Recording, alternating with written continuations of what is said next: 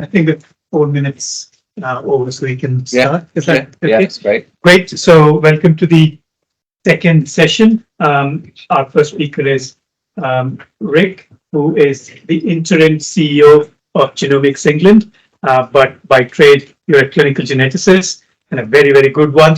So, looking forward to. Thank you, Sid, and thanks all for coming. And I know some of you will have spent some time with the team already. And then after this, we have a drop-in session that if people have got further questions, you're welcome to stay. So, as Sid said, I'm a clinical geneticist by background. This is a triple act. So it's me, Katrina, and Lindsay, and we're going to give you a walkthrough of a bit of an overview of the study, which a number of you will have heard before, and then dive in particularly to focus on some of the stuff about conditions, the pathway to getting results, and the clinical pathways downstream.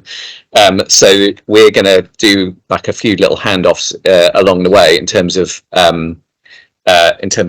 like how we go through what we're talking about. So just an intro to us at Genomics England. So we are a company, but we're owned by the Department of Health and Social Care. And what we do, as you guys, many of you will know, is we do work in a few different modes. One of them is to support live clinical services. So we play a role in enabling the National Whole Genome Sequencing Service off the back of the evidence that came from the 100,000 Genomes Project and other places. We support live research, so we have a so-called trusted research environment where researchers can go through accreditation and log in and access de-identified consented data. And then we also run and support research studies of this, of which this is an example, the generation study. And I think those of you who were involved in the delivery of the 100,000 Genomes Project, and one of my first memories actually of Genomics England, I joined GEL 8 years ago, and one of the first things that I did was come and hang out on this corridor with a bunch of people manually entering HPO terms from clinical notes into laptops that were then, in a very high-tech way, transported across the country. So this brings back like strong early Genomics England memories for me, and there was warm hospitality provided, as well as the access to tea and coffee and so on. So it was great. So this is a research study. The generation study is quite similar to the 100,000 Genomes Project in terms of concept, in that it is delivered in partnership and embedded in the NHS. And the aim is to develop evidence that can drive future policy. And the big question, if you like, is should every baby be offered a whole genome at birth? And there's a few different angles to that question. The biggest one, and there's one that we think if there is a reason to do that now, would be the thing that drives policy immediately, is around its benefit as a starting point to screening.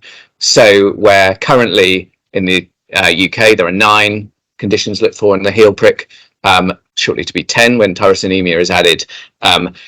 There are various ways in which you can expand the breadth of conditions that are covered. This question is saying, is whole genome a good way in to look for a substantially larger number of conditions? And you'll see how we've arrived at the conditions list that we're going to explore during the study. So that, if you like, is like the biggest question and the most present one around its utility as a starting point for screening. I often talk about it being a starting point because I think it's a thing to hold in mind. This, in many ways, screening has lots of different starting points. This isn't a genomics only thing. It's a different starting point from some others. And we already use genomics in some screening already. Secondly, all of the families joining the study will consent to their baby's data being available in the National Genomic Research Library to support healthcare research. And particularly valuable here, we think, is in helping us improve our diagnostics and potentially identify other conditions that might be treatable alongside the however many it is that one can identify today. And then thirdly, to explore particularly public attitudes to people's expectations around the longer term storage of genomic data to support healthcare. You'll see across the whole study there's lots of different ways in which we're trying to develop evidence, and some of that is very like sciencey, clinically, like how many children do you identify, how many do you miss, etc. It goes into sort of health economics-y stuff, but also a lot of it, and particularly the bit about the longer term storage of data, is around public attitudes and understanding what expectations, like red lines, there are, and so on. But that understanding of attitudes and acceptability is something that runs across the whole programme.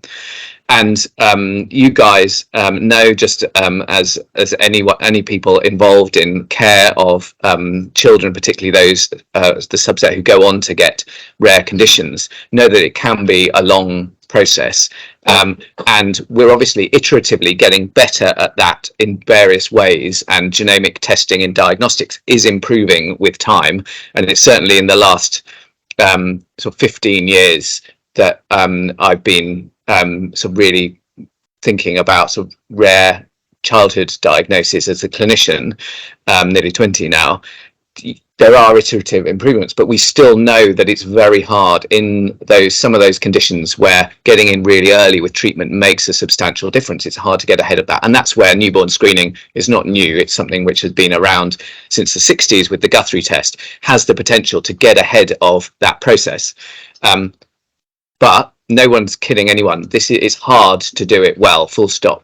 Rare screening for rare conditions is hard.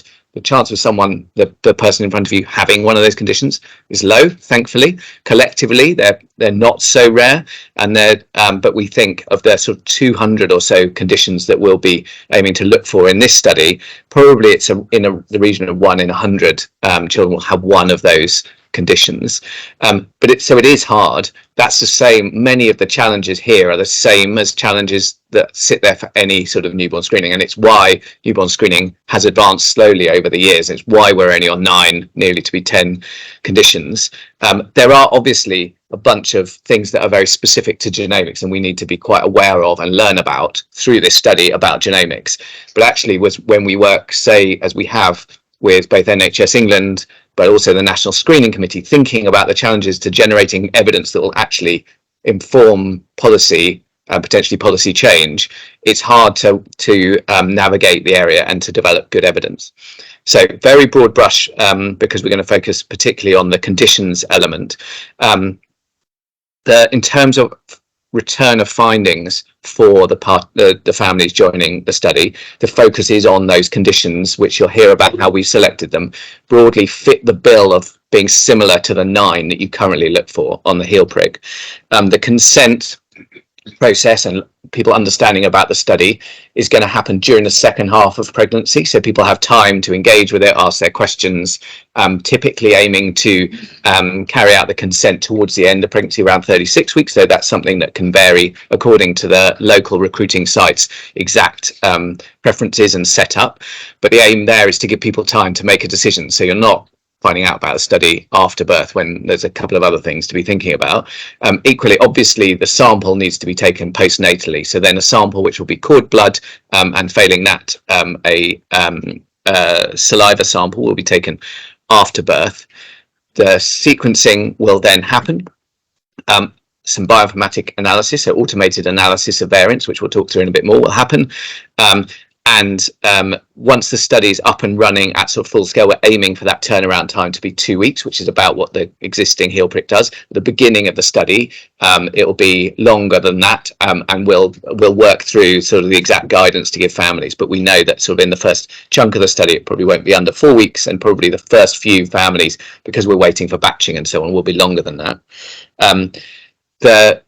Looking at the genome, and NHS clinical scientists will be involved in generating a research report that for those families where there is a high enough index of suspicion that they might have one of these conditions, the relevant clinical teams, and we'll talk a bit about how that's coordinated, will then contact the family, very similar to the existing screening approach, bring them into clinical care, carry out a follow-up non-genomic test and genomic testing. So that's, if you like, sort of very broad brush, the flow of the study. I think I did warn everyone that they were going to have to bundle me off the stage at the relevance bit, but I'm handing over now to Katrina. Thank you. Thanks, Rich. Hi, I'm... I just want to ask a question, but Yeah. some of the comments we made about expanding newborn screening, the history of newborn screening in the UK has been very much not that we're held back to those 9 conditions by technology in any way at all. We've been held back by policy, deliberate policy, saying that we need to utterly fully understand every single condition and the pathway from a diagnostic test to Yeah. what will happen. And so we are lagging behind most other developed countries in the world, not because of technology or a test in any way at all, but because of politics and political views on screening. And when we've raised issues about our colleagues in the US and Europe having access to many, many more tests, and we believe in newborn screening, then we're told off for being technology-led. And we've been explicitly warned against that for decades now, because we need to be sure about every single condition. Now, unless policy and politics is going to change in the UK or England specifically, then there's as much chance of this putting newborn screening back as it is bringing it forward. So I'm not criticising the study, and I think you will generate lots of evidence. But providing evidence has not got us very far in the past. We've produced vast amounts of evidence over the decades. So maybe you're more visible and more politically agile than our small communities have been in the past, and unable to make that change. But that will be my plea. No, I understand, and I think it's an absolutely fair point. And a lot of I have not been in screening. Sorry, Rich. Oh. I'm not going to ask to repeat that question. So, comment, but maybe it might be worth just for saying for people on the So briefly, the question is, how can we, policy is the thing that is often challenging in sort of bringing in change in screening, and noting that the UK, as I said, has 9, sort to be 10, rather than say 24, which there is in Australia, 48, I think there is in the west coast of the US, etc. And how do you address and respond to that? And I think, so 2 things. I've learned a lot about screening in the last 5 years where we've been thinking about this programme, and I think I'm really hopeful in talking to the screening committee that thinking about this study can also help broader thinking about how you generate evidence in more generally. And I'm quite optimistic that we will see that. And I think you probably follow quite closely some of the stuff that has come from the National Screening Committee recently, and they are really interested in, for example, I'll get the phrasing wrong, there's a sort of live healthcare studies of some broader metabolic testing, and I think we see this as complementary to that. And I hope stimulating a wider discussion of what's realistic, and how, I think crucially, not just for this study but in general, one can also get to a position where you continue to learn. Because I think one of the challenges, if you're a policymaker, is you worry, you make a decision, you say yes to something, and then you don't have the ability to say, well, actually, if we got that wrong, we'll continue to learn. And I think making sure that whatever expansions there are in screening, we set them up in a way that's sort of realistic and honest about the level of confidence, and can continue to learn. I'd love to get more of your perspective offline on it, because I think it's an area where we're continuing to learn ourselves. And as I said, I'm optimistic about the change. So I'm Katrina, I'm a clinical genetics trainee. I've been working as a clinical fellow on the Generation study. So I'm going to talk you through the process that we've been through when choosing which conditions to screen for as part of the study. So as we know, there are thousands of conditions which you potentially could identify by looking at a baby's genome, but we may not want to look for all of them. And indeed, early engagement work that we did with parents and people expecting babies, they told us that they would only want us to find conditions for which there was onset in early childhood, and for which there was some kind of intervention, so something they could do about the condition to improve their baby and their family's life.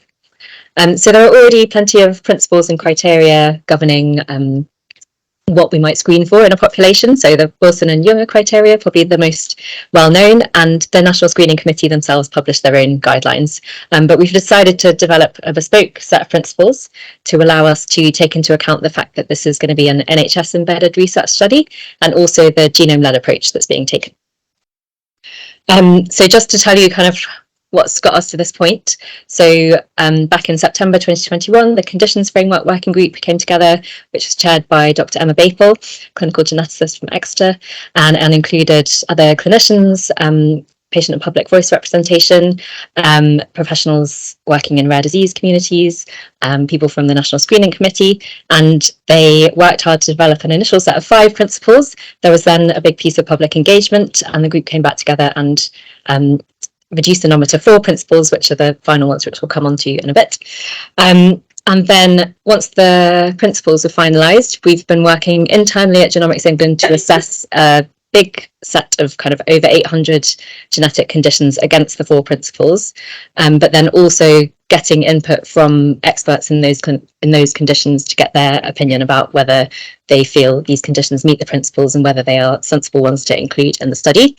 And then there's also been input from the NHS England Clinical Assurance Group, which I'll tell you a bit more about later as well, to sort of ratify that list of conditions and also provide approval that there is indeed care available within the NHS in England. So at the beginning of October, we published the initial draft list of genes and conditions that we plan to screen for, but there will be some changes made before the study launches, and once the study is underway as well, there will be at certain defined points changes and updates to the list. We're currently working also on curating the genes and the variants that will be looked for within those genes, and alongside that establishing confirmatory testing guidelines and the clinical pathways, so who would see any baby that was picked up and suspected of having one of the conditions. So just to give you a review of the 4 principles, there's more information about these on our website if you want to have a closer look at them in your own time. But principle A is essentially there's strong evidence that the genetic variant or variants cause the condition, and they can be reliably detected using short read sequencing technology. And for the most part, there'll be some kind of confirmatory non-genomic test that can confirm if the baby does have the condition. But that's not an absolute requirement. So principle B is that a high proportion of individuals who have the genetic variant would be expected to have symptoms that would have a debilitating impact on quality of life if left undiagnosed or untreated. Principle C is that there's some kind of early or pre-symptomatic intervention for the condition that's been shown to lead to substantially improved outcomes in children, and that would usually be initiated before the age of 5. And then principle D is that conditions screened for are only those for which the interventions are equitably accessible for all within the NHS in England. So how we've gone about identifying which genes to even think about including. So thankfully, we didn't have to start from scratch. We started by referring to a database called RX Genes, which has been developed by a clinical geneticist. And it's essentially a database of genetic conditions where there's some kind of treatment or intervention. So potentially treatable genetic conditions, and that helped us identify over 700 childhood onset rare conditions to assess for inclusion against the 4 principles. And then we've also been working with paediatric specialists from around England who've suggested additional conditions which they feel may meet the principles, and also assessing those. So as I said before, we've been meeting with national specialty advisors and also NHS commissioners. We've done that kind of through the clinical reference group network. We'll be seeking their expert input on whether a condition meets the 4 principles, and that might not be something that the national specialty advisor themselves for that particular specialty necessarily knows about, but they've pointed us in the direction of someone who can help answer those questions if they can't themselves. And then commissioners providing advice on the availability of treatments and interventions across the country. And then there's also the NHS England Clinical Assurance Group, which has been brought together by the NHS England Genomics unit, and includes people from a variety of backgrounds. And their role is to ensure that for all of the conditions included, there are NHS services available to those babies and able to accept children identified through the generation study. So they've also been thinking about things like capacity within certain services. So we have published this draft list, which you can find on our website. It's certainly not set in stone, and there will be additions and removals during the course of the study. Where changes are made, they'll be highlighted, and it will only be at set points in time so that people will always be able to look back and see which version of the list their baby was tested for. And we're kind of continuing to work on curating and defining the variants, which we'll be looking for. Slightly out of order, sorry. So we've been asking the clinical reference groups and commissioning leads to confirm that the condition is acceptable to the clinical community to include in the study, and also that from a commissioning point of view, the intervention is available. So these are the different specialties which the conditions might come under. So quite a broad range, and some of them will not be used to delivering screening results. So that will form part of our education and training strategy to provide some training for some of those specialists who may not be used to delivering screening results. So a few of the conditions on the list. Yeah, I don't think we need to go into any detail on them. And yes, I think I'm going to take this. Yeah. So, as I said, in the sort of end-to-end process, the families will be told about the study. They'll make a choice about whether or not to join the study. A sample will be taken shortly after birth. Whole genome sequencing will happen, and that at the start of the study is going to happen through the existing contract we have with Illumina, so the sort of Illumina short read sequencing. That will generate data that is then automatically analysed, so bioinformatics analysis, to prioritise variants that can that are likely to be ones that are worthy of return to family. So I'm just going to briefly walk you through what that process is, what the thinking is, and how we're working through it. So we're building on the knowledge that we've had through delivery of 100,000 Genomes project and now the Genomic Medicine Service. So I said we're using short read sequencing at least at the start of the study, and we're looking at what we should do for the remainder of the study. All of the sort of approaches we'll take the similar sort of methodical approach, and the focus here is on sort of caution and safety, and aiming to tune in the direction of reducing the number of false positives. We know there's a balance here, and that's one of the things we're going to learn about through the study, is like quite how you tune the analytics and the advice to clinical scientists in terms of what to return to families. But to start off, what we want to do is tune in the direction of reducing false positives, and then we can learn as we go if it feels right to adapt things. We've been doing this with we've got a bunch of working groups. So we've got a working group looking at interpretation and reporting that is chaired by Andy Parish from the Southwest, so from Exeter, and representation from all of the GLHs to think about both the bioinformatics, how we at Genomics England are tuning that, and then like totally interlinked with that, then what the clinical scientists will do in terms of the variants that are prioritised. So just a couple of things they're all totally obvious, but they're also kind of important. So firstly, this is very different to diagnostics. The prior likelihood of any of these children having one of the conditions is much lower. We're also operating in the context where there isn't clinical phenotype data to drive interpretation. So that makes it more challenging. In some ways, it's also simpler in that the judgment needs to be made on the basis of the variant or genotype on its own, bearing in mind that the likelihood of any given genotype actually being in the context of a child with one of these conditions or likely to have them is lower. That's why we're taking this more conservative approach, and we're working through with the tooling that we've got, the sort of latest versions of Dragon, which the bioinformatics thing, which does the heavy lifting, if you like, for Illumina short read, using same sort of tooling that's going to actually be updated and used also in the Genomic Medicine Service, for example, that now does really nice calling of SMA, where historically that's been challenging. So that's been a lot of the focus of work. And then we've also been doing work on our existing data sets, including 35,000 adults, so should be unaffected with any of these conditions, from diverse communities across the UK. Lots of them took part in our COVID study, so which is our most diverse study, if you like. So we biased towards diversity in our set that we've been testing our processes on.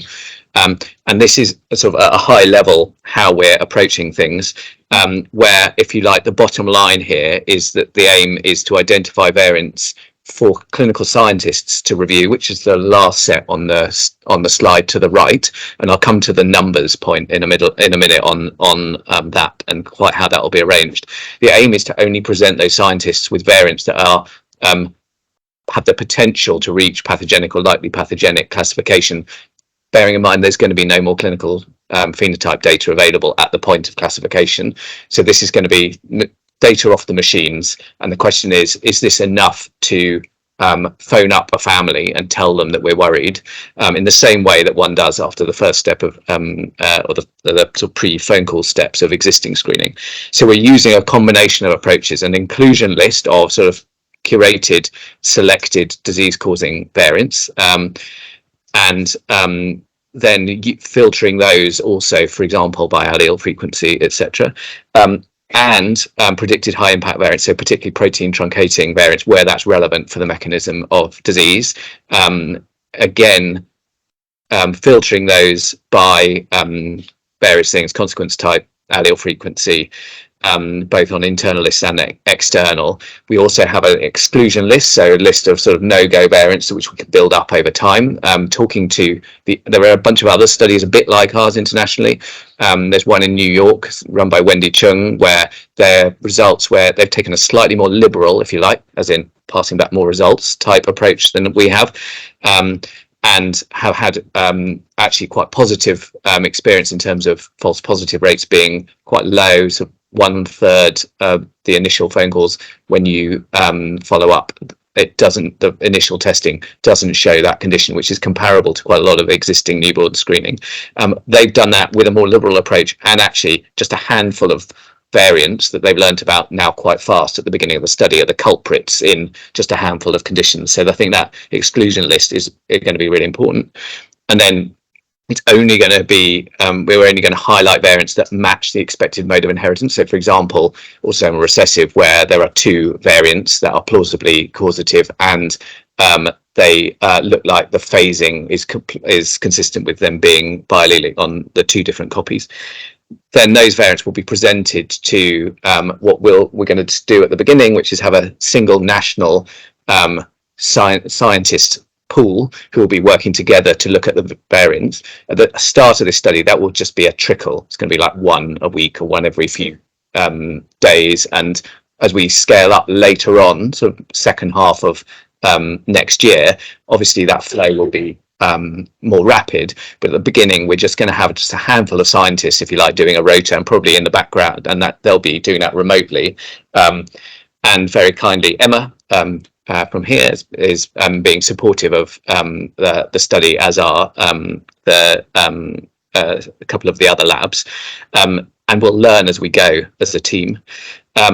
So that what we expect is, as I said, the sort of bottom line is probably around 1,000 children. So 1% of the 100,000 who will be in the study have a finding that needs contact to the families. It's that sort of ballpark. And in the first few months of the study, it's a very small trickle, because we're going to start at just a handful of sites, and we're going to keep an absolute sort of hawk eye on the progress and variants getting shown to the clinical teams, but also how things go down the road, as we will across all sorts of elements of the study.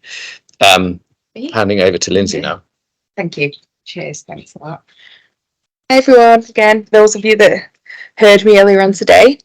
So going on to care treatment and pathways. So apologies for those of you that saw this slide this morning, but I will go through it again for those of you here this afternoon.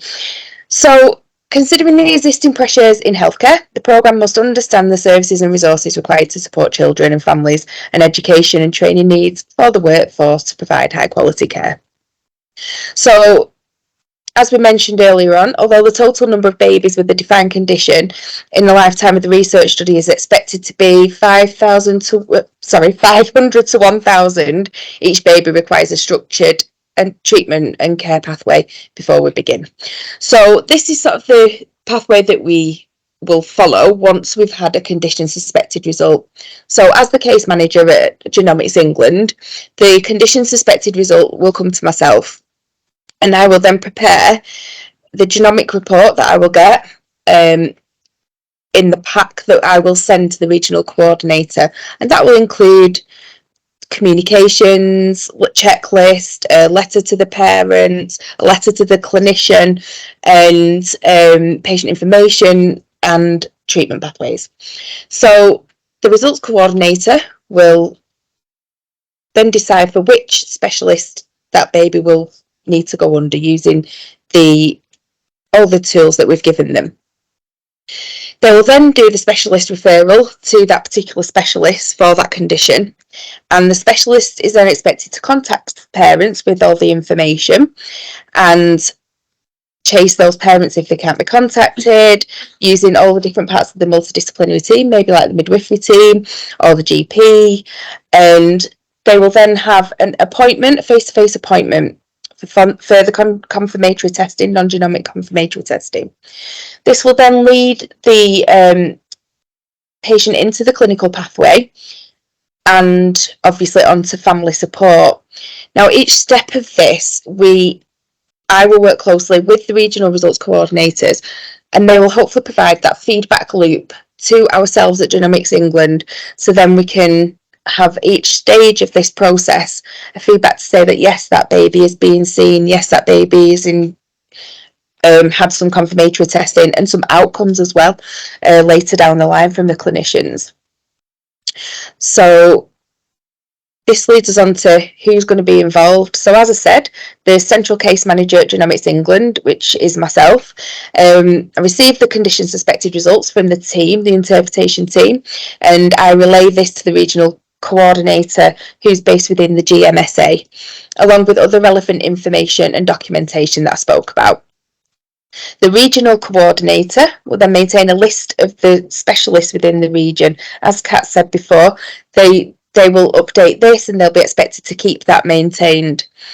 They contact the specialist team urgently to inform them of this condition suspected result, and they will follow it up to ensure the result has been provided and to collect data on outcomes to support our evaluation.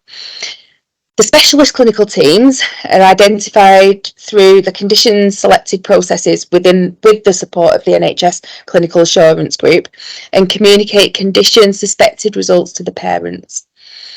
They will arrange also urgent follow-up appointments to facilitate the confirmatory testing as well.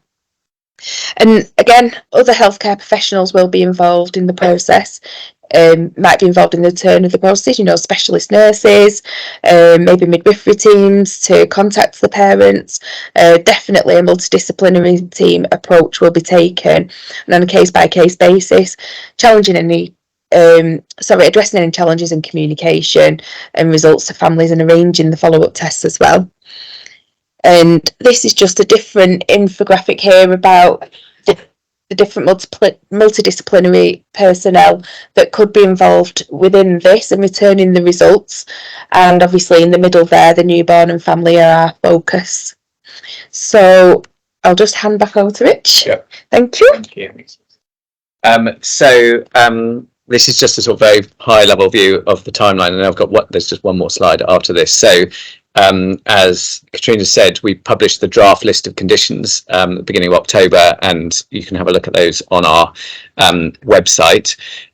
We are working with individual potential sites to identify and sort of go through sort of step by step various elements of sort of go, no go decision, which Liz, I'm sure, has been talking lots about, and we can perhaps a good area for questions later if people have them, to identify what will be the first site or sites that will go live. We're expecting to go live probably late January with the first one, and then over the first few months up to 6 sites we're expecting, and then for those sites to, as I say, recruit slowly at the beginning, and for that for the flow of cases and particularly of those positive findings to be very slow at the beginning. It might be a month before we have anything flagged up for even the scientists to look at, for example, or longer.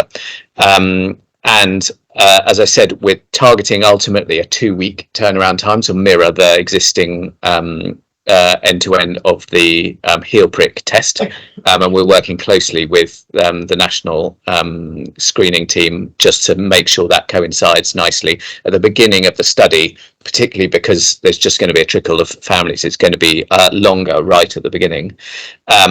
And at the moment, what we're shooting for is the recruitment to be carried out through to the end of March 25. What we're going to be looking at I think after the first couple of months of the study is what recruitment rates are. We've currently modelled, for example, the consent rates to be relatively lower than we've seen in, say, that New York study. There's another study that's recently started in Australia. I think we'll learn on the ground from you guys and others what those rates are, and that'll help us understand the sort of full timeline of the study overall, and at what point we'll get to the 100,000. And I think it's a real key theme for us is this is a big study with big questions that we're excited to be doing with you guys. And it can, as with all of these big questions, it can feel really scary. And what we need to do is sort of tune the decisions we make and the go, no go decisions to be cautious as we do that. And that's what will govern our timelines. So the 100,000 is the number of babies that we will sequence. The aim is to, and we can talk in more detail again in the protocol, there's a bunch of information about the evaluation process. We're working with an evaluation partner as well to develop the evidence around on the study overall, and most particularly on the screening element, so that can drive future policy. That is the end of our slides. Hopefully we've got a bunch of time for questions.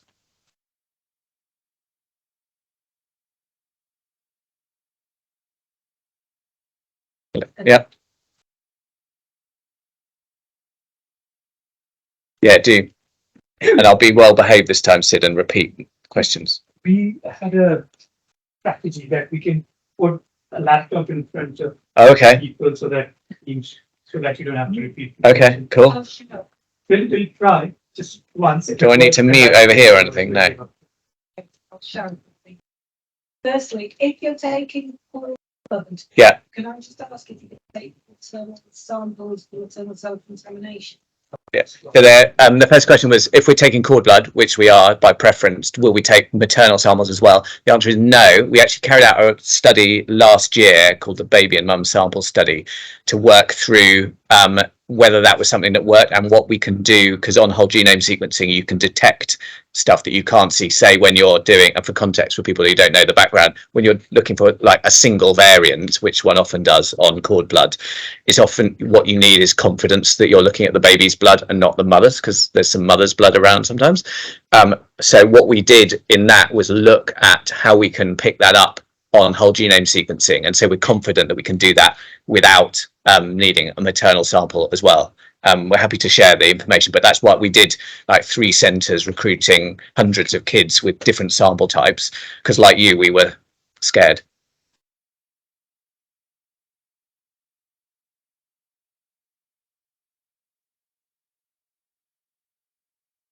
Yeah. And so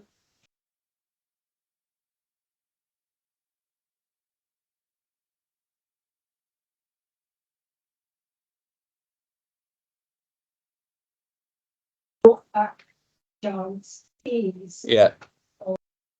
And just before I repeat it back, so is your question about being clear that we don't, that a negative finding isn't?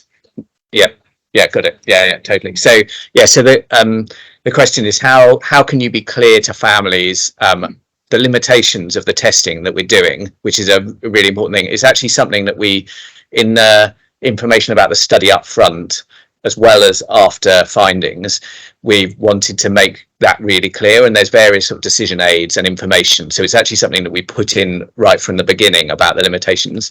And there's various bits alongside this. The other key message around it is, like, you need to have the heel prick, the main one that's proven, and don't, or any other diagnostic testing anyone talks about. This does not replace anything else. So that's sort of message one. And then alongside it is clarity that this looks in a very targeted way for the specific things that meet a certain bar. And that's something that we've done quite a lot of work in engagement and with families of trying to test and make sure that that message is really clear. Hopefully when you see the materials you'll be comfortable with it, but we'd love feedback if you think we could make that clearer. But that is one of the key messages in the negative or sort of no result identified pack. Yep.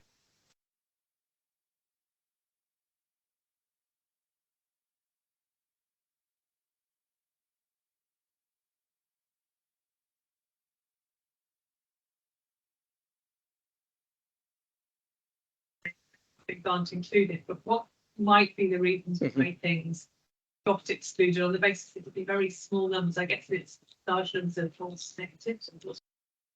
Yeah, so the question is, what would make something get kicked out of the list if it's already in? So the first thing is, before we go live, we're doing some extra due diligence on those lists before we even go live. So, for example, in the control populations, making sure that with the final filtering strategy, we're not getting positives in those control populations. And so, for example, with certain dominant diseases, we can imagine, dominant disease, missense variation with curated variants on the list. Are we seeing them or are we not? So there's some like pre-live final checks that we're doing.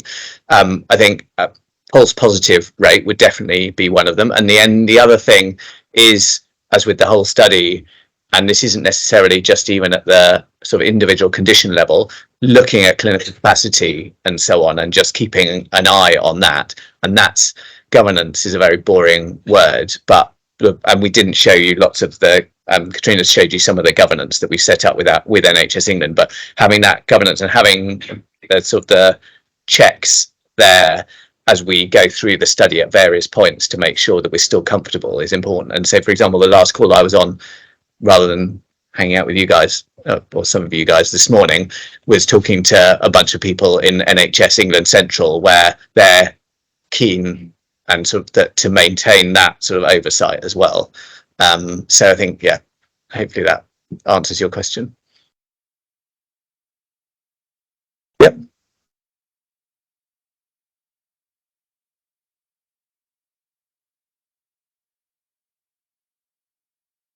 So one part of the thing would be a psychologist or something related to psychology.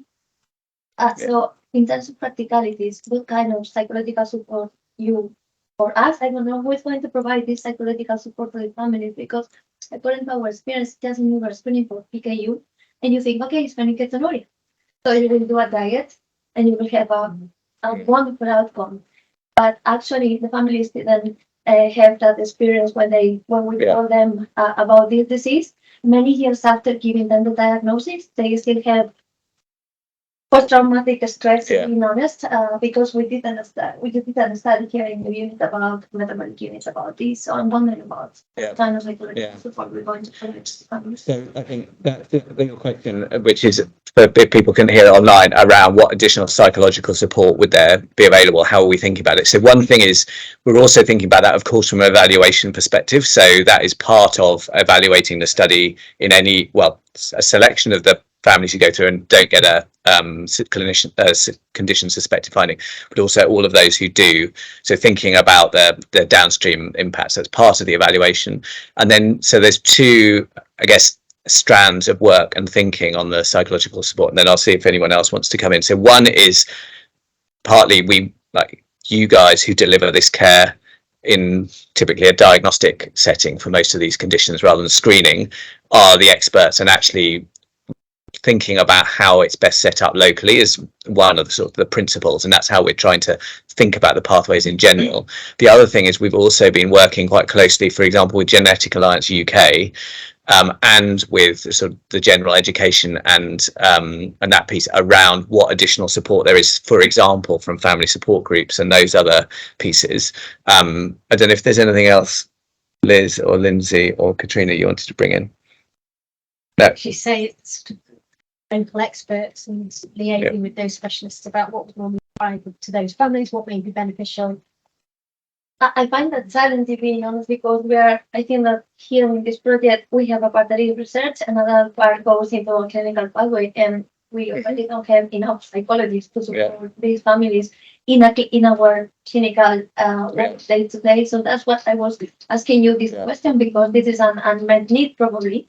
And if you show in that slide that a psychologist would be involved, and it depends on the psychologist we have here or in another hospital, I think there's going to be a gap between what the ideal, the theory, and the practice. So I think that myself, I'm just concerned about that. That the theory sounds very nice, being honest, but the practice, maybe we have limited resources, just in maybe time or well, that would be great. So we'd love to hear, like, thinks, and including specifically about, maybe it's not just individual pathways, but like at the level of services where you're concerned, and that might be different in different parts of the country, or but we'd like, it'd be really good to hear about that, and whether that's something that we through the study can do, but also, for example, NHS England Central, one of the I think one of the advantages to working really closely with them, although I know that they can feel, I'm sure, very distant to the stuff on the ground, that one of the questions they're really thinking about is, what is this telling us about the service that we need to make sure is available? So that is also, whether it's something that we support directly through the study, or whether it's something that we can advocate or give you guys a path to making a case for, I think that can also hopefully be useful. Study to back up Lori's comment. We know that even a very well thought out newborn screening study called the psychological harm treatments. And so we don't have the psychological support. And most services don't have the psychological support. It's probably well known that psychological support services are the Cinderella service in the NHS. And I'm surprised you've got research ethics committee agreement without having psychological support. If we do a study with patients and families where we're finding out about the qualitative experience of having a disease, then our ethics committee says, absolutely, we have to also have psychological support, because that might be upsetting for families. So we have to then support them afterwards. Yeah. So you're talking about doing potentially a lot more than that without having psychological support built into your study. Yeah, so at the moment we haven't got additional, and that's something that I've definitely, so we have been through ethics approval, and it's something we discussed, the approach that we've been taking in quite a lot of detail. But that's something that I'd love to think more about, what we can learn from you guys, and what we can do to do a better job there. So, just ask the question about variant filtering steps that you said. So there are some, for example, metabolic conditions which you guys would know much more about, where the same variant can cause pediatric onset and adult onset conditions. So where in this scheme is that really? No, that's, I guess, in the curation process, and then also downstream where curation can't take care of that. Say if it's a truncating variant that's not on a specific list, but there is that data there. The preference is to exclude, so be cautious. That's for variants, you would exclude the variant. Yeah. But you have XALD as a disease on your list. Yeah. But every variant in XALD could present with an early onset or an adult onset.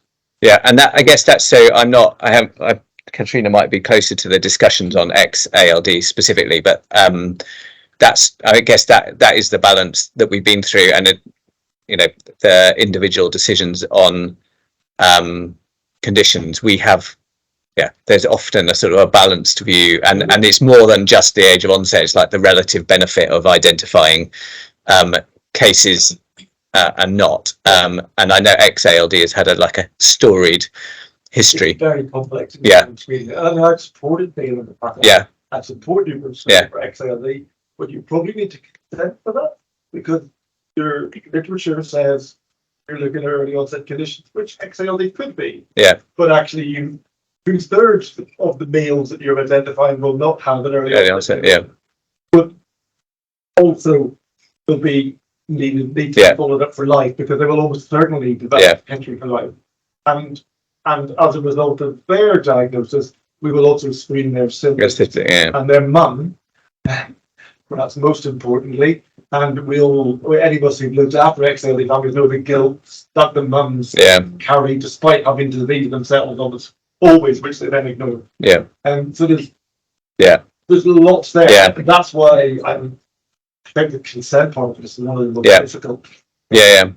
And that's where, so I wouldn't pretend, and our consent does not specifically talk about XALD, but it does talk, and part of the decision aid element where we've tried to do it, that element, which I think is really useful, doesn't say sort of, a list of facts, but it takes people through some scenarios and do you feel more or less comfortable, etc.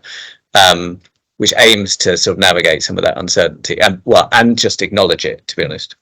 So can I just ask about that decision? Sorry, anyone else had any question? Bill. You go and then I've got lots.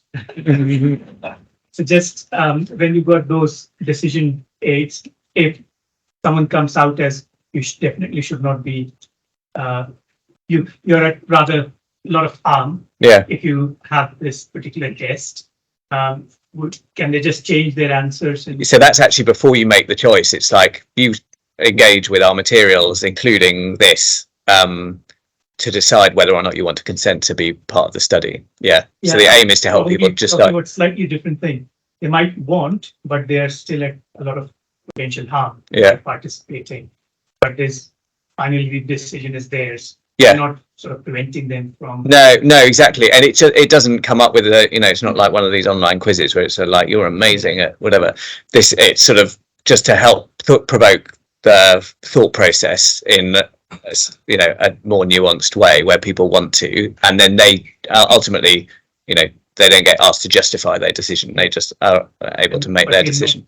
Avoiding that decision or at any point, no. So that later on, can you? We're not doing that. We will. That's part of what the evaluation partner will be doing. It's like understanding the decisions that people made. Someone can correct me if I'm wrong. I'm pretty sure we're not actually recording people's results in that. That's more just a tool for them to play with, and then separately they make the choice. To you, Bill. Bill. Okay, thank you. So I'll be quick with them. Some of them are very simple, and apologies that I had to pop in and out. When you said the first recruitment was going to be end of January planned, recruitment's going to be at 20 weeks gestation still. Is that? Although so it was partly up to the site, so they can start telling people about the study. Up to then we say generally consent probably close to 36 weeks. So we're not saying like behave differently, just like run it as you will. I would guess that they will actually talk to people in 30 something weeks and people who want to consent. We're not saying you have to have 16 weeks to think about this. So there will be So the results will be coming back. I was expecting potentially first results will be July. Yeah, or maybe a bit earlier. That'll be when actual samples are taken. So the first samples will be, I would guess the first samples will be taken in the first couple of months would be my guess. Okay. That sort of time, and then another couple of months for the results. Yeah. Okay. Fine. Right. Thank you. Second question is the research coordinator role. Mm-hmm. Sort of interested to know what other centres are doing around that. Concerns that you, I'm sure, have got vision around not just one person being your single point of failure. If it was holiday, illness, whatever. Yeah. And likewise, we want to have the same situation here. We don't want a single individual where everything has to filter through. Yeah. And a single email address or whatever. We need something that's far more resilient than that, realising that these children are going to move straight into routine care rather than that being research. So how are people managing that rather than just appointing a single individual? Yeah, so when we drafted the role profile, which I think has been out to GMSAs for input as well, actually gratefully received, and we recommended that it was maybe a 1.5 full-time equivalent shared across 2 people, so that, with a bit of flexibility for local regions to set it up how it would work, best for them, but certainly there needs to be that cover in place. Birmingham, Central and South are considering the post being based within the newborn screening team, current team, with the funding provided for that post, and that there will be a little bit of cross-up. So with that peer support, because it's a very similar role, and that they would agree to cover that way. Bristol and Western in the southwest, I think they're appointing one person, but they are making sure that other GMSA staff that are working on the study have similar skills so that they have cover. So that's helpful. That sharing of what other people are doing to get a sense. One thing we're going to set up, and I'll get its name wrong. Someone else can start, but it is a community of practice. Is that the name people are giving? But anyway, some sort of forum, so you don't just have to rely on us joining the dots. And we're working out how we can create something where you guys, without like burdening with time, there's a place where you guys can come and share ideas and solutions. we've appointed Chrissy's title regional operations lead. So she'll be working closely with the GMSAs to get set up, and we'll have all the GMSA working and memorandum of understanding. So people will be able to develop things together. And that's very helpful. So I'm moving out my comfort zone to an area where there are people in the room that know far more about this than I do. But my understanding is the current newborn screening, the mass spec screening, has got a lot of information there that's masked. Mhm. Is there liaison with those teams to, rather than thinking about doing orthogonal tests to see if the variants truly are pathogenic, or there's maybe an enzyme or metabolite abnormality that has been identified through the Gilbrick test? So not live as part of the initial process where the genomic clinical scientists are going to be having a look.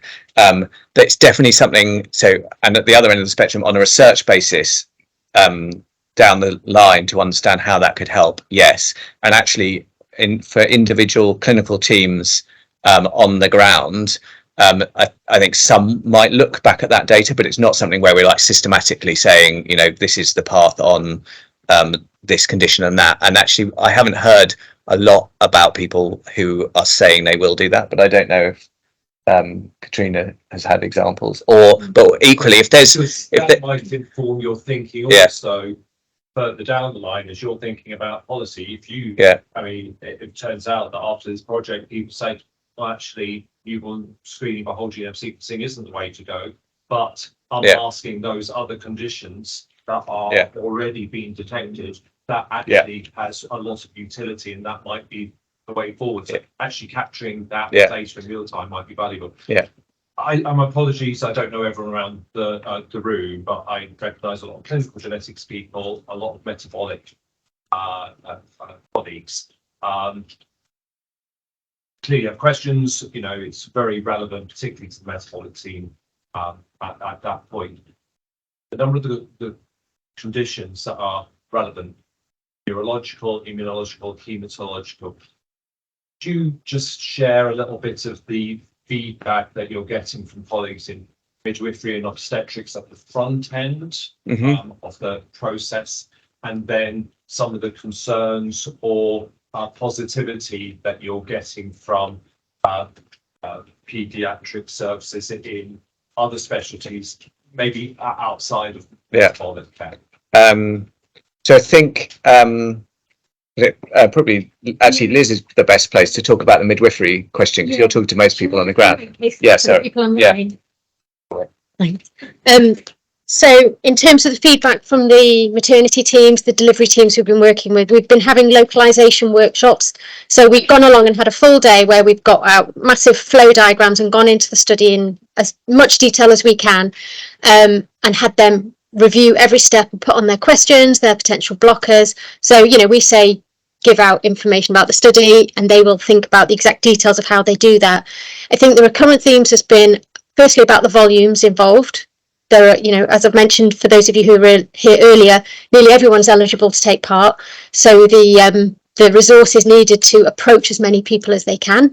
That takes funding. So Genomics England is obviously providing research funding for staff to support with that. The other main risks for the study for them is missing a sample. So in many ways, even more important than not being there to take consent from participants who want to take part, is somebody consents and is expecting a result, and then for whatever reason on the day a sample is missed, and we want to do anything we can to avoid being in a situation where we have to send them a letter and say, we know you were expecting to hear from us, we know you took a long time learning about this study and you've very kindly taken part, and we haven't got a result to give you. So we're trying to minimise that. We're doing a lot of things with them. So I think we've got some on the slides for the drop-in afterwards that we can show, things like bag tags, reminder posters, stickers, handover notes, reminder magnets to go on the handover boards in the delivery suites, maternity. So whatever we can do to make it clear who is in the study and who needs a sample taken, and then stickers on notes, any different reminders, flags on the maternity systems to make sure that people know this patient, this parent has signed up, this baby needs a sample. So to take that cord sample, and if that cord sample could not be taken for whatever reason, we know there are emergency situations, people are busy, maybe they just forgot, that a heel prick sample needs to be taken. So again, we're working around those two. Those are the real risks as we see it, and finding ways. And it will be different in different sites because some are full, paper notes, electronic notes, mixture of both. Everyone has different systems. So we go in and we work with each site to make sure that we can provide whatever help and support and resources to overcome those risks. So that's the main feedback from maternity. And then in terms of other specialties, I think one of the key things is that we've been trying to do, and say the metabolic, CRG and metabolic and immunology clinicians have been doing, is actually feeding in some of the things to be aware of, because screening is new to, we all as clinicians and, understand about screening, but actually understanding what the lived experience is and some of the sort of pitfalls and so on. I think that's one of the important things. So I think there's a lot of eagerness to take part in the study, but also to understand the big picture of it. And I think doing that, we've done that. We've obviously started at national level, and we've had it's interesting. People often feel like they're advocating for their conditions to be included. Which is really nice. And then I think there's and it's why days like today are really important, is then with that people need to feel like that locally everywhere around the country. And that's where sort of engaging and understanding the challenges and things people are concerned about. And, the things that should mean that, there might be conditions that we change our minds on because of local feedback. And I think that's the stage we're at. And I think it's interesting that advocating for your condition thing is like, it's not quite what I expected the experience to be, but I know that's it's really nice and positive and great, and that's how it's felt. And I think I think it's going to be a learning experience for lots of specialties where we haven't had screening as a sort of mainstay. Where a metabolic guys, you've lived it for a long time, haven't you? Is there consensus around that, or are you finding that there are champions, advocates, and things? Are they representing the view of their clinical colleagues, or are they, early adopters, or people that sort of stand out slightly separately? So I think it's varied. There's a couple of scenarios where we've specifically just sort of said we think that this needs a sort of a really careful think, and particularly, so 2 examples where we've done that are familial hypercholesterolemia and G6PD, both of which are high volume, and there's definite consensus, there's definite diversity of views, and we've sort of actively said, should we just have a think, rather than we can see both sides. But I think I think it does, and Katrina's probably, we definitely have spoken to a lot more people than me. I think you definitely get some sort of early adopter type scenarios, and then our role is trying to be sort of moderating there in the middle. And I'm sure we sort of, and then there's these finely balanced ones where I think, a lot of the time we will learn through the study, I think, where the balance lies. But is there anything? It's quite a hard one to summarize, isn't it? Yes, most of the specialties have taken a kind of approach where they take a list of conditions to a committee. So the BIMDG, for example, discussed a long list of metabolic conditions amongst themselves and came to a consensus. And I know that not everybody who was present agreed. It wasn't unanimous by any means, but kind of came to a nuanced view on each of the conditions and which ones they wanted to include to begin with. So that's been a good way of kind of getting consensus from around the country where that's been done. Yeah. You mentioned a few regions. You talked about Manchester, you talked about South West, Bristol, you talked about Birmingham. Are you looking at recruiting patients from Yorkshire, and are you looking at recruiting patients from Liverpool, Cheshire, Mersey? Yes. So Liverpool, Women's and Children, when we first went out to a first handful of sites, they expressed an interest with Manchester. So they're both looking to open. So that's good. So Liverpool, yes. And yes, we have approached the site in Yorkshire as well. And we are looking for, we're looking to spread the sites out so we get geographic diversity, and Newcastle as well. Okay. At different stages of discussions. So And the reason I ask is because as a metabolic service in Manchester, we cover multiple regions and support the the metabolic newborn screening service. So if you're going to be screening for 1,000 positive 1,000 cases, I was just trying to roughly work out how many positive referrals a Manchester consultant is likely to have to oversee. If approximately 40% of the conditions are going to be metabolic conditions, that's what 400 patients a year. And you're just trying to think. Yeah. If actually a lot of your recruitment is going to be within Greater Manchester, Liverpool, Yorkshire, that's going to feed directly into. We can definitely share the numbers we model. I think it's actually less than 40% for metabolic. I thought it was going to be more like 40, and I'm now grasping in my brain for the number, which we can look up, but it's a smaller proportion, at least by gene, and then we've done some modelling. But that is one of the things that we're doing by site for recruiting, is also thinking about where the downstream pathways are before we go live, because as you say, sometimes it's simple, and then quite often, and there'll be national cases where there's a single national clinical team who look after stuff. So that is part of the stuff that we're working through by site that goes live. So say it probably won't happen, but say a site outside your region went live first, you might actually be receiving families from there. So we'll work through that. Are you reporting over weekends and bank holidays? We probably won't at the beginning, but we probably will in time. But we will also do work through pathway by pathway, including can you tape a phone call after 5 on a Friday as well, so that we know what the expectation is from the clinical teams. And in a sense, for us, the data just comes off an automated thing at the end of it, at a certain time. So that will run 24/7. We're then going to work through. So we know for the local teams contacting the clinical teams in question what the expectation is, because that's one of the things we've heard a lot of times is you guys have worked through that quite carefully, what the expectations are for different conditions. Okay.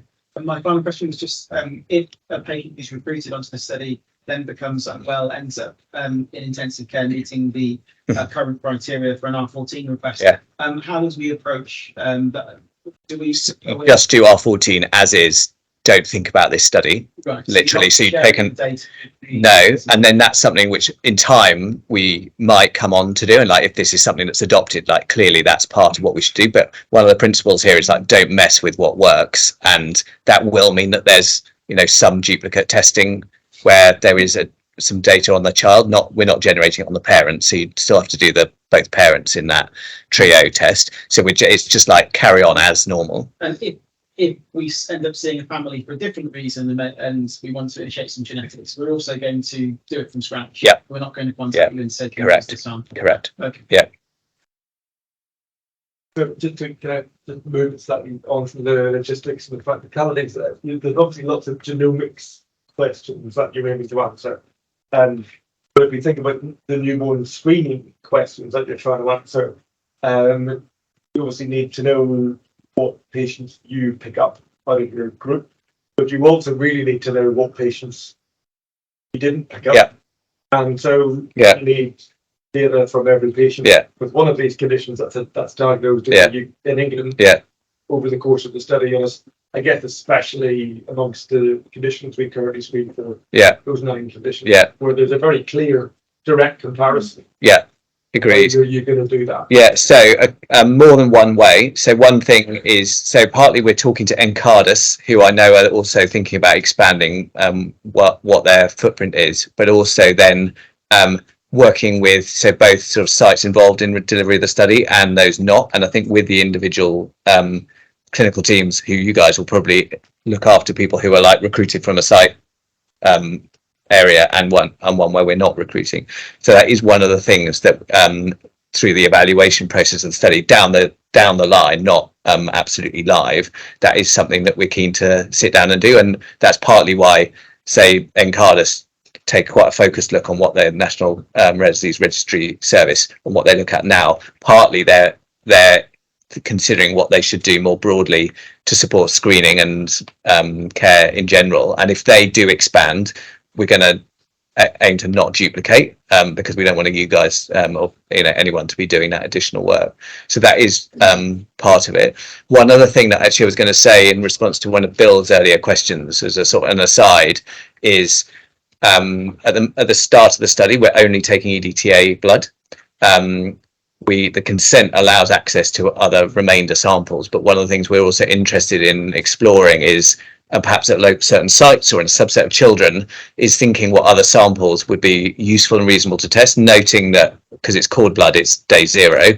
So for some of the metabolic things, it's less useful, but thinking what else we can do, or we can do under the unsupported by the consent. Maybe it is from the existing heel prick card that could generate evidence that's useful for other modalities of testing, and that's something that we've had some discussions on. But we'd be really interested by you guys like saying, could you make sure you do this, or we would love to do this sort of testing. Can we help make the case for that or enable it?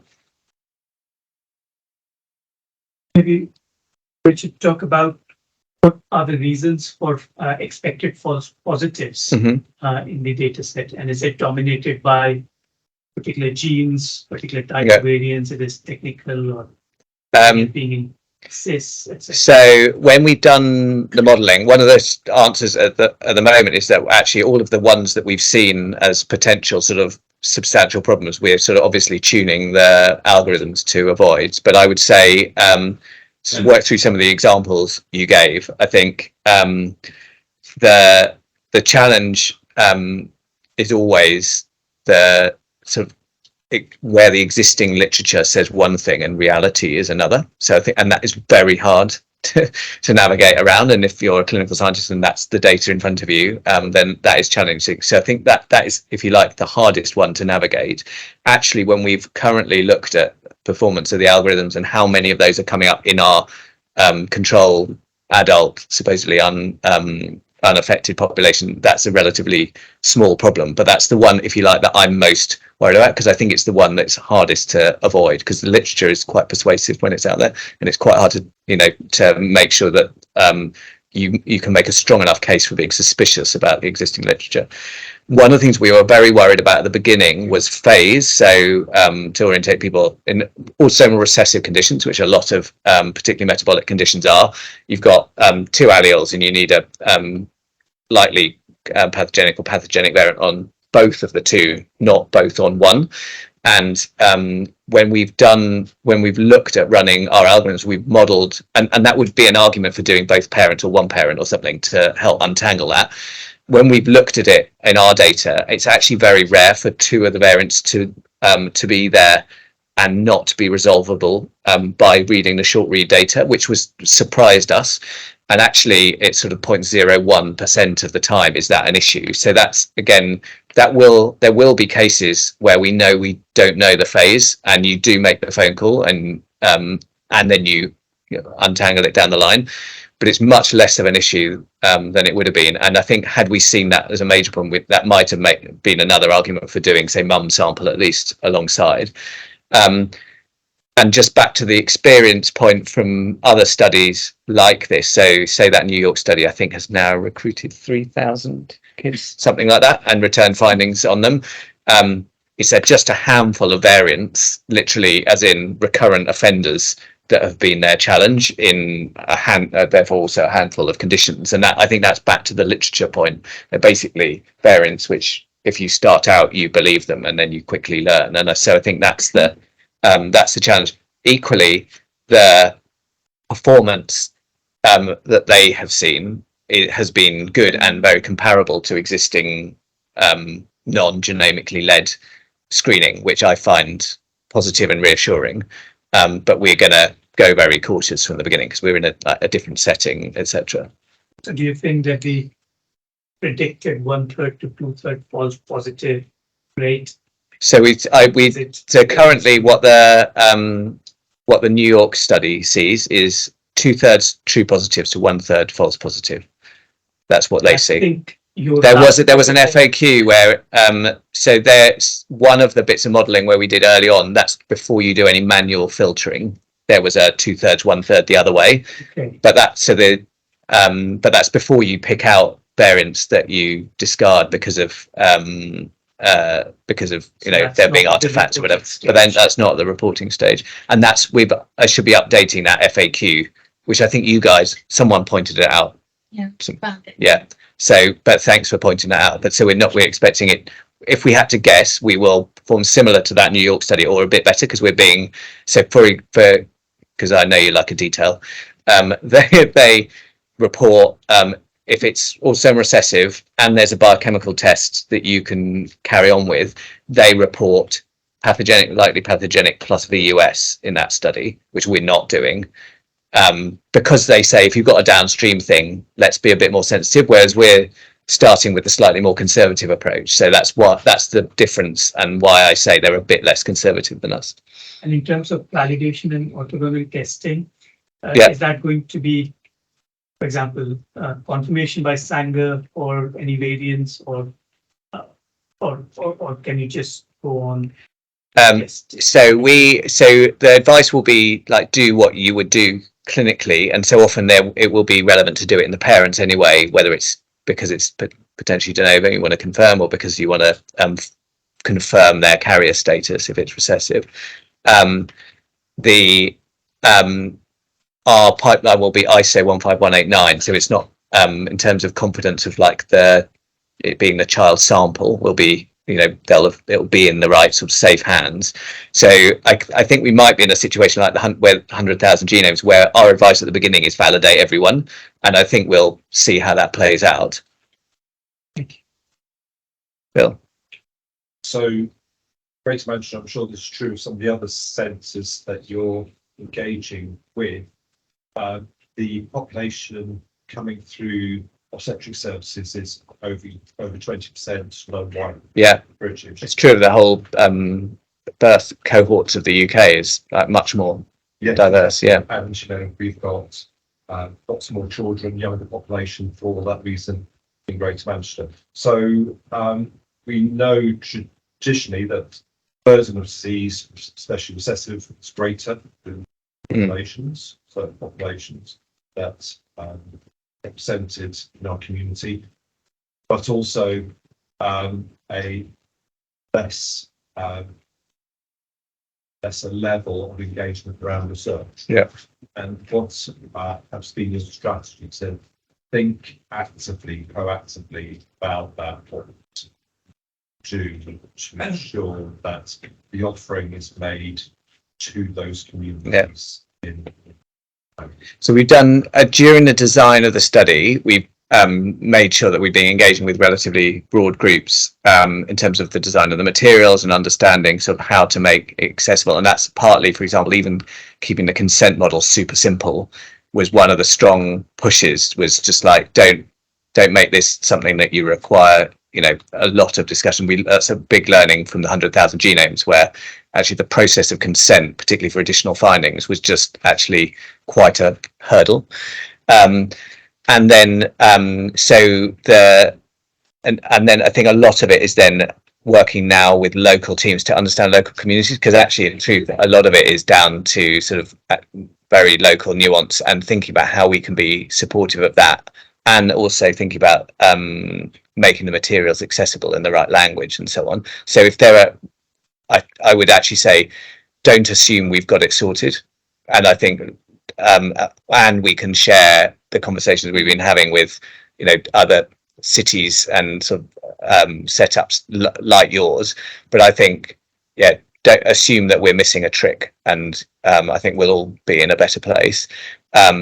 We've also then been thinking quite a lot, and again, equity of access in all the end to end through the chain. We're concerned about it, and that's one of the outcomes of the studies, to understand the impact in terms of equity, both sort of accessibility through to how many children with conditions you've correctly and falsely identified and so on is part of it.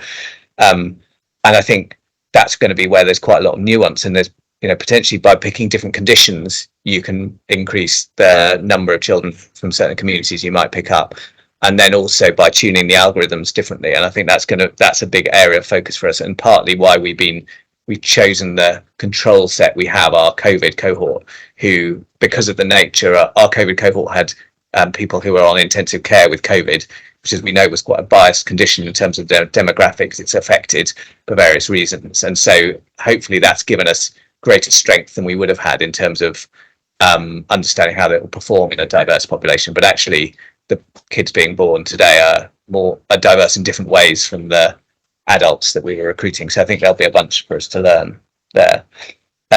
Liz, is there anything else you want to say about like materials and?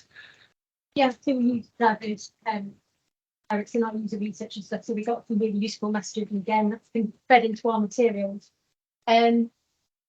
I mentioned earlier about translations and things really important. We're getting some really nice ideas from some of the sites that we've talked to. So, for example, they said what we would like to do is get an interpreter to do like a drop-in session, maybe a webinar Teams, Facebook Live, invite parents who speak those languages to consider and ask questions and be able to hear it and to do a kind of informal focus group. And that if they were putting that on because there was a high need in their area, they would have to open it out to other regions as well. So if someone in Manchester, you might not have a local interpreter, but you could have some of the details for someone in London who was, posting weekly webinars. And also NHS England have one of their strategies about sanguineous equals in the Pakistani community, and I think they've got priority areas, so we're linking in with them. And in Manchester's one area, Birmingham's another. So where we have sites in those regions, we're bringing together the GMSAs, the recruiting sites, and then people working on strategies to really sort of reach out, as Rich said. Don't know, we haven't got the on the ground knowledge, but we want to step into the people. So there's always more we can do.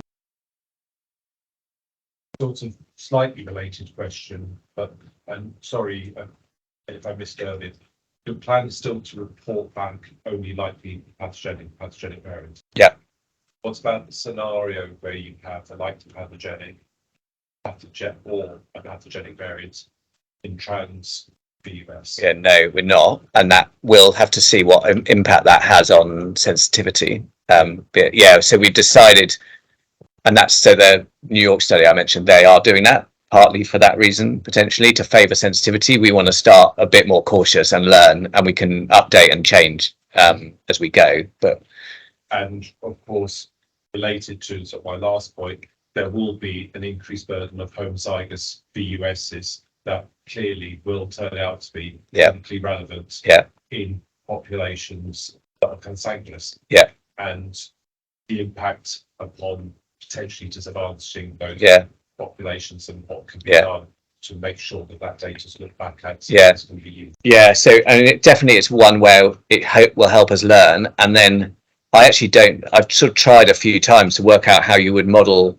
how it impacts different communities. And I actually don't know, say in consanguineous community or communities where consanguinity is common, actually quite which way it will flip, and it also depends on which particular conditions you look for. So for example, G6PD currently, if one does or doesn't include that has a big difference on which communities will benefit, and that's just one example. But we definitely, a lot of this is about learning for the future, not just for screening but also for diagnostics, and I think hopefully it will put us in a much stronger position for diagnostics for all age groups, and also screening. But I think one of the things we are clear about and trying to be is that we need go into this genuinely not quite knowing and wanting to share some of that uncertainty, and also that's one of the reasons for people to participate.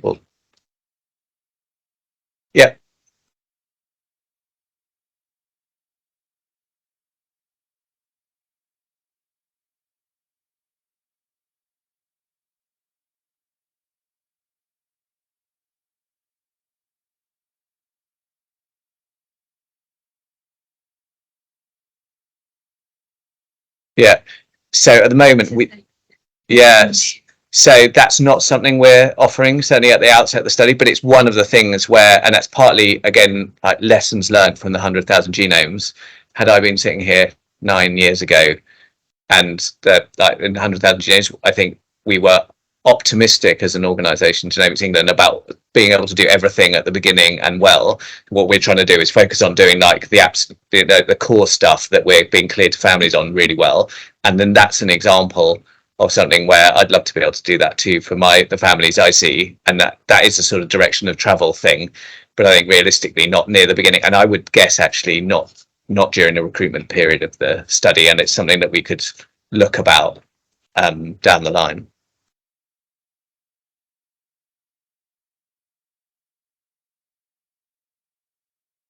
Right, it looks like there are no more questions, but you guys are We're hanging out here. Yeah. Stay here for another half an hour. So I think we all should give a very big hand for the entire team.